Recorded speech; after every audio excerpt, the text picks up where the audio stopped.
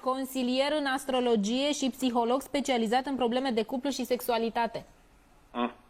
Tu te-ai duce vreodată să te consulți cu ea cum să faci sex cu bărbatul tău? Haideți, domnule Becali, că deviem de la subiect. Păi, dar nu devient. Dar te întreb, dacă chiar e o meserie asta de sexolog în cuplu, atunci te întreb și eu acum, dacă voi tot mă întrebați și vreți să vorbim, acum mă întreb și eu. Vă duceți voi, dumneata, fata asta, vă duceți să întrebați cum să face sex cu bărbatul? Nu ne ducem. Haideți, domnule Becali. Ideea era următoarea. Știam discuția dumneavoastră cum că nu vreți să stați de vorbă cu femeile în politică. Aveți emoții? Eu am emoții, acum îți dai seama ce emoții am, să nu cumva să, uite, la DD, noaptea la OTV. Dacă ea umblă noaptea la OTV să dea lecții de sexologie, îți dai seama cam cât de nebună asta, femeie. O secundă, doamna, domnul Becali, doamna este în primul rând psiholog. Dumneavoastră nu ați fost niciodată la un psiholog? Bine, hai te întreb eu pe tine, hai să vorbim pe șleau. Te întreb pe tine un lucru. Păi de unde știe ea cum să dea lecții de sexologie? Ea atâtea de mult sex a făcut în viața ei, de încât știe ea. O femeie, ca să poată să dea lecții de sexologie, trebuie să facă mult sex, să practică.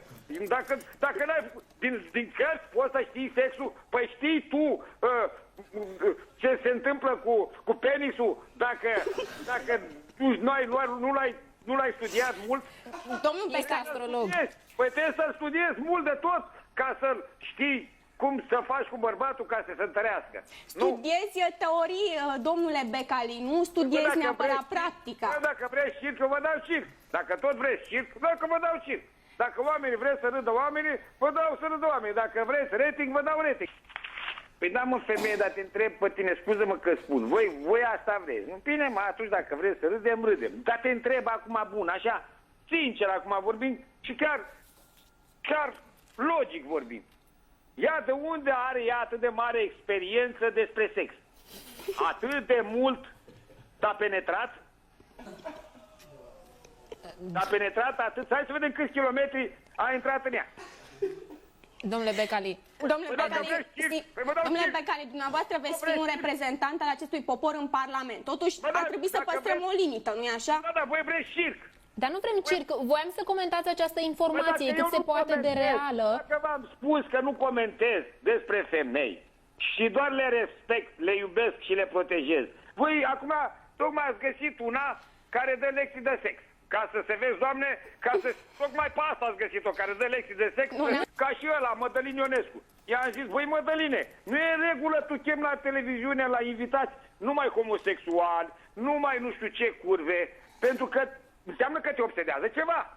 Domnul Becali, doamna Antonia e gata să vă facă o astrogramă gratuit pentru dumneavoastră, să vedeți care sunt șansele să ajungeți în Parlament.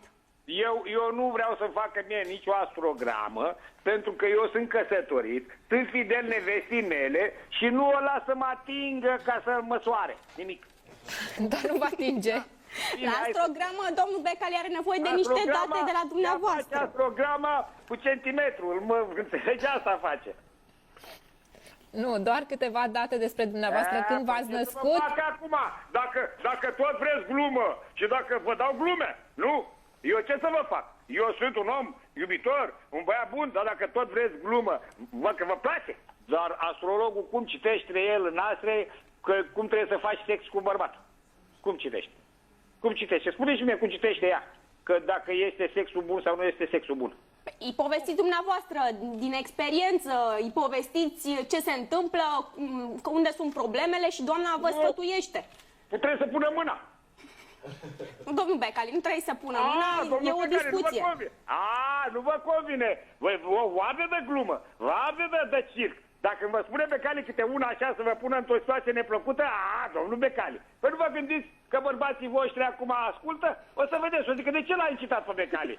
De ce ai făcut cu tare? O să vedeți ce o să vă facă bărbații voștri. Uite, eu sunt psiholog, când o să ajungi acasă, ești măritată? Nu, domnul Becali, din fericire nu mă așteaptă nimeni acasă să-mi ceară socoteală astăzi.